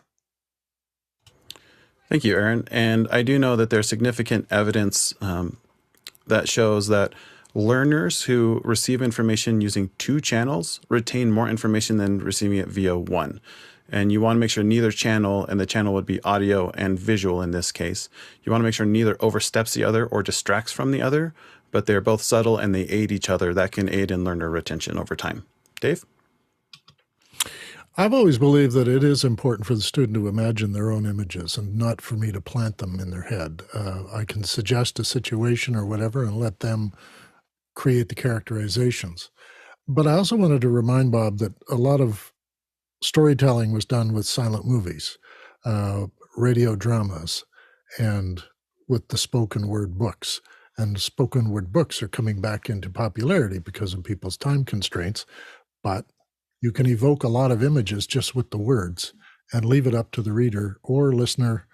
And in the case of silent movies, you can imagine the dialogue instead of having it told to you. You can imagine what people might say to each other and remember it better because your brain invented it. Thanks, Dave. Tony? I just wanted to say that the very best storytelling for me is the sermon. And when the sermon is done well, the story has been really told. And I just wanted to share that. Thank you. Sky? I was so wanting to not talk, but Erin, you lit me up. I love the phrase pushback. Somebody challenged me on saying, how about if we redirect from my perspective? So there's a concept. Also, when you said and I'm going to say it's a myth that the book is always better than the film. And when I started making and being responsible for making a film, somebody said, does this technique, this edit, this whatever effect that we're putting in this film move the story forward, or does it distract the audience's brain? Just because you spend a lot of money on it doesn't mean it moved the story forward. And so we're a servant to the story, and that, as the creator, that's the challenge. And recently, Erin, I was C.S. Forrester Hornblower series, and I listened to all of the all of the Audible books on Horatio Hornblower, and it was fascinating. And then I watched it on television on a BBC, very nicely, well produced. And I was trying to figure out contextually what was I missing, and it was the inner monologue of the hero and the struggle of his journey and the conflicts that he was facing and the solutions that he was coming up with. And so that's where I was challenging myself, is to recognize visually we're giving the responsibility over to a director, a film crew, a production company to entertain us, versus a book is a challenge in our own imagination. And so that's where I continue to go back to what is the context rather than the comparison of this is always better. It's a different experience.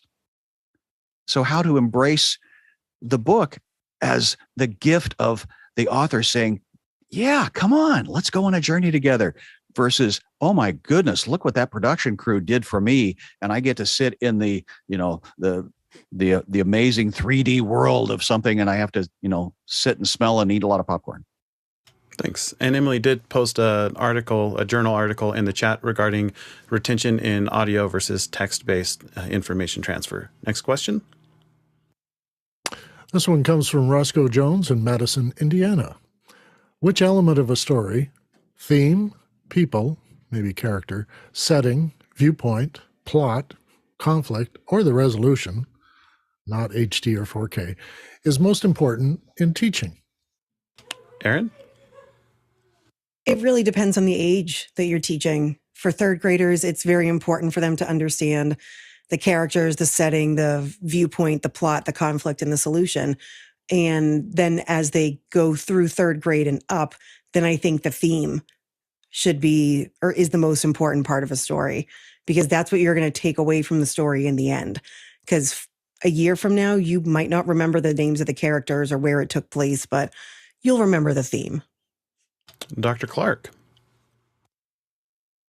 I agree with Aaron, and I would say that it varies with your audience and their background knowledge. The more familiar your audience is with the theme or the setting, for example, the less effort the storyteller needs to put into supplying that. So, in a sense, it's a matter of tuning the version of the story that you tell to match or to complement, to build on your audience's expected background knowledge. So each telling and retelling of a story, I think, can be and should be adjusted to what you know, what you believe about the audience and what they bring to the table. Thank you, Chris. Next question. This is from Sky Gleason, who's on the panel today. He's in Seattle, Washington. Who has used Blake Snyder Save the Cat book for a story or the book Story by Robert McKee? Sky? As I was getting out of the technology of being a part of the machine, making films and TV, et cetera, these were two sources that I was given as, if you want to learn how to make a film, at least. And that was, as I continued to research what are the nuts and bolts of the original concept before it ever gets to a camera, before it ever gets to a director. It's somebody has to write that thing down, and then it changes and modifies. I've heard once that there are 3 films that you make: the one you write, the one you edit, the one you write, the one you make, and then the one you edit, because each of those iterative processes, different forces are at investment right there, and choices are being made along the way because the sun sets or you run out of film or something, so your battery runs out, and then you get in the room in the edit suite, and it's just, boy, those 2 elements just don't fit together. Like it look good on paper. So I'm curious if these are concepts or what other resources people have used to understand the story element. Thanks, Guy. I'm going to add those to my reading list. I have not heard of those, but I'm looking forward to those. What's our next question? Paul Terry from Austin, Texas. How do you tell your life story? How do you tell it, Dave? One day at a time, I guess, is the short answer. I subscribe to the notion that our brains are constructing our reality all the time. Every new day you wake up, new things, familiar things mostly, but new things occur. And then you have to integrate it into your story. Everybody has one. Carl Jung is famous for saying everybody has the same one, and that it manifests in all the different cultural expressions that we have. The life story of a single person can be related to, if they're competent enough to be able to write in a way other people are interested in. But I've often joked that my life would be so much more interesting with editing. Me too. Chris? Well, I think that the way one tells a life story depends on the audience again.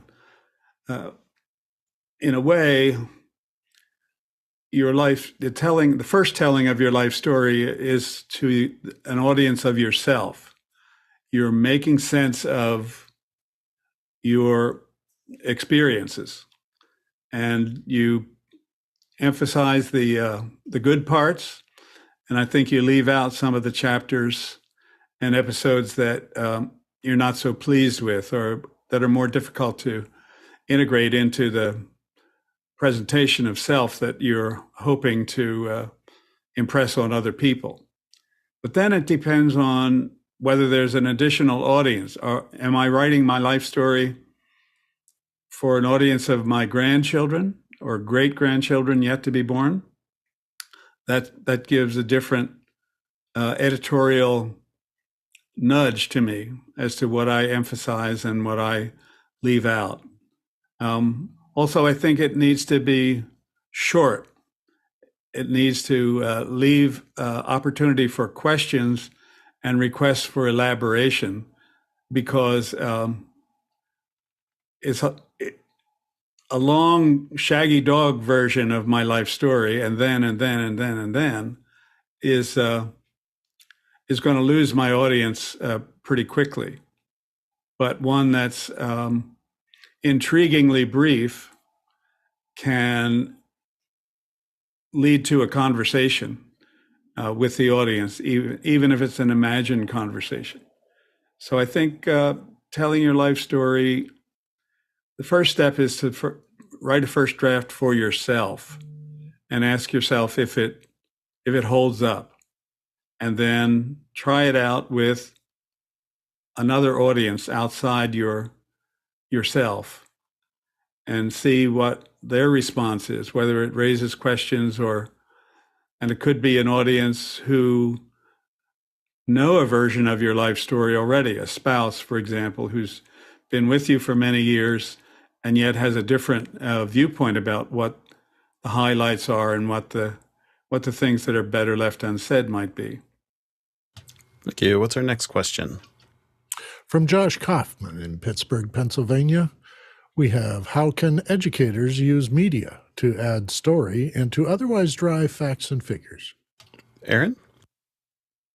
Thinking about this question, it just made me think about all the things that I teach on a daily basis. And there's a great way to add stories to everything from grammar and reading to science.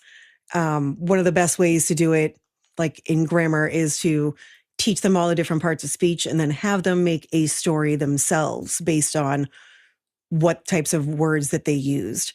But thinking about how we have to make all of our content that we teach connected to real life situations, I think there's a very easy way. Just show how what you're teaching is going to be used in the real world. How is it going to be used in real life? When I was teaching science remotely, I was taking my iPhone outside and showing the kids the different types of plants and the roots and the stems and the leaves. There's always a way to connect media if you can connect it to real life situations, and therefore it'll be more memorable for kids. Thank you, Josh. Yeah, that's some great advice, Erin. Nice to hear what your practical uses are. I was thinking of some of the applications of the most driest of facts, and let's say a spreadsheet full of facts and numbers of figures, right? So one thing we can do is we can graph it. And what that tells you is, what is this a part of? Where did this come from? Where is it going? What is the problem that we're trying to solve? Where does this fit in to the other aspects of what I'm teaching? So I think those type of adding the story or context onto it could be helpful. Tony? Yeah, I just wanted to add a little wrinkle in it from the standpoint of I look at the way in which children and students play video games. And if we are able to give them directives to play interactive games, following the rules that they need to follow, but be able to create the characters the same way they do in video games, and use that to allow them to tell a story that is part of their creative experience. I think that that's just another way to look at using media. Thanks, Tony. Next question. David Brady from New York City, New York. While storytelling can be good, what are the consequences of conflating the stories being told and real life? Do you think AI and virtual immersive reality will contribute to this potential pitfall? Sky? I appreciate that Tony mentioned he's starting to use it for his storytelling, his time that he speaks to his people, his group of people, his people group. And consequently, as if the information is a collective of the human experience, or visual for Midjourney, or for Audible for ChatGPT, textual, I'm thinking it's just bringing all of that thought together faster. Now, to Tony's point, it didn't have the spirit of what he wanted to say. So he needed to put his touch on it. So consequently, to think the first draft right out of the AI, voice is the absolute, I think that's where the pitfall is going to be, is because we as humans are inherently lazy and we just want the easiest, quickest, first silver bullet. And it's like, no, this is a tool to get us started, but the real value is in what is your voice. And this tool is helping you find that voice or excite your memory faster. Great. Next question. This is from Peter Belbin in Houston, Texas. The best storytellers for me seem to manage to create a good environment within which their story can be well received. What are some techniques that can be used to help do that, to maximize the effectiveness and make it more memorable? Erin? Basically, the three letters that I think of to make something more memorable and stay in someone's mind longer is visual, audio, and kinesthetic. So when you're moving, when you're seeing something, and when you're hearing something. So whether it's the storyteller doing the movements as well as telling the story and the students can see and hear them, or the students becoming part of the story themselves, moving so that they can remember things. Anytime we move, we tend to remember things that we're doing while we're moving. Mark? So there's a gentleman named Roy Williams who's written a number of books on storytelling and radio advertising. And I just wanted to read a section from it because it pertains to this question. The most irresistible word in the English language has only 3 letters. The most powerful of all words is you. You engages the imagination of the listener. It puts the action of your spot in present tense, active. Skillful use of the word you makes a listener a participant in your ad. And then he gives a 60-second example. I'll just read part of it. You're standing in the snow, 5 1/2 miles above sea level, gazing at a horizon hundreds of miles away. Life here is very simple. You live or you die. No compromises, no whining, no second chances. This is a place constantly ravaged by wind and storm, where every ragged breath is an accomplishment. You stand on the uppermost pinnacle of the earth. This is the mountain they call Everest. Yesterday, it was considered unbeatable, but that was yesterday. As Edmund Hillary surveyed the horizon from the peak of the Mount Everest, he monitored the time on a wristwatch that had been specifically designed to withstand the fury of the world's most angry mountain. Rolex believed Sir Edmund would conquer the mountain, and especially for him created the Rolex Explorer. It goes on, but it kind of gives you an example of the power of that word. Yeah, that's a good example. Dave? I'm sorry, next question. Douglas Carmichael is asking, one of the parts of society that people welcomed the return of was large-scale concerts, sports, and theater. Is there a point where the scale, magnitude of production, eclipses the message and story being told? Are we emphasizing the wrong things? Dave? I'm going to say that we were missing the experience. So being sort of confined a little bit or distancing from other people or not being able to gather in our community made us realize how much we rely on that contact and those experiences. So I don't think it's so much about the story being told. You go to a concert, you're enjoying the music, you're familiar with the performer because you bought the ticket, and you have an experience with all these other people, and you take that with you when the whole thing is over. Whether it is a story or just a moment in your story is probably, something we could debate all day. But I don't think the scale of it has any impact on whether or not it's part of your story. Thank you very much, Dave. And what a great conversation we had today about the art of storytelling. I'm sorry we weren't able to get to everyone's questions, but they'll be pushed back to your notes section to be asked at a different office hour. Like every day, office hours would not be possible without an amazing cast of characters. It begins with our crew behind the scenes. These volunteers create the setting of our story by ensuring everything runs smoothly before, during, and after the show. If you would like to volunteer, check out our daily email for a link to sign up. And our protagonists, the producers, create the plot by providing questions. Thank you for your thoughtful queries today. And finally, our panel. They play the part of our trusty sidekicks and sages who support our producers on their heroes' journeys. Thank you all, because our story would be incomplete without your time and attention. I'm going to ask our viewers to please stay tuned through the credits to see the large group of people it takes to run this show. Today, our Tlaloc traversal shows that our questions ran 58,428 miles, or approximately 528 million bananas. And in case anyone was wondering, that's not quite enough to fill up a banana shipping ship. Thank you all. We'll see you next week when we discuss what's next week, Dave? You got me there. Well, you can find it on our daily email, and that should be coming out later this week. Thanks all.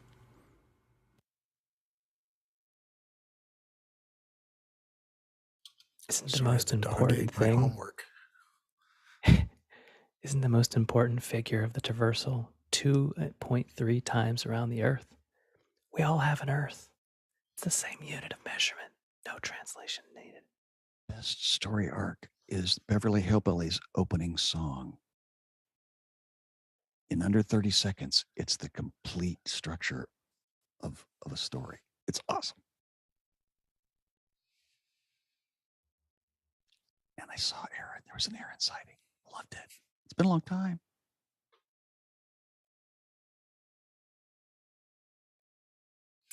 Thanks, everybody. Thank you. Good job. Thank you, John. Thanks all. Great show.